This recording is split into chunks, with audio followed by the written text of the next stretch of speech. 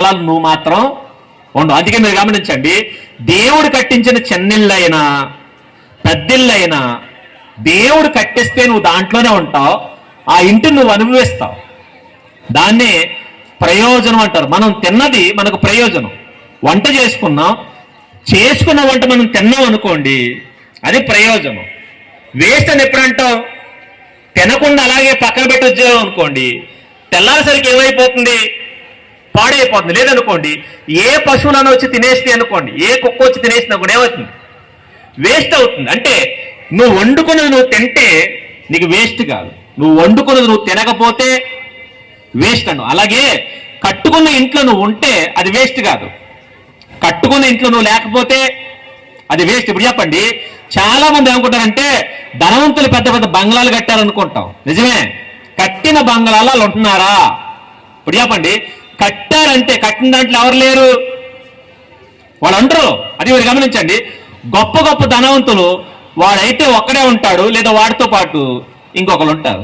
కానీ ఇల్లు చూస్తే 14 గదులు, 15 గదులు, 25 గదులు, లేదా ఫ్లోర్లు, 15 అంతస్తుల మేడ, 16 అంతస్తుల మేడ, ఇలాంటి మేడ కట్టుకున్నావు. ఎంతమంది ఉన్నారు దీంట్లో అంటే?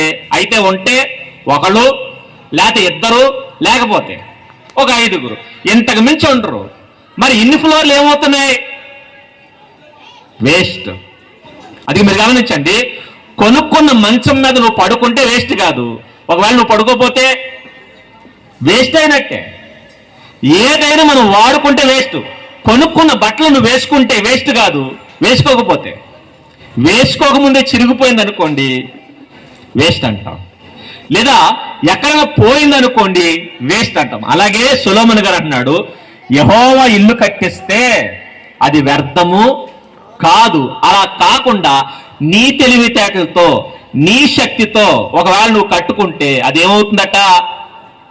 వేస్ట్ అవుతుంది. అందుకని అన్నాడు, యెహోవా ఇల్లు కట్టించిన ఎడల దాని కట్టువారి ప్రయాస వ్యర్థం. ఇంకా చెప్పాలంటే ఇల్లు కట్టాలంటే చిన్న ప్రయాస కాదు, చాలా పెద్ద ప్రయాస, చాలా పెద్ద ప్రయాస. ఇంత ప్రయాస నువ్వు బతికినంత కాలం వ్యర్థం కాకూడదంటే నీ చేత ఎవరు కట్టించాలి?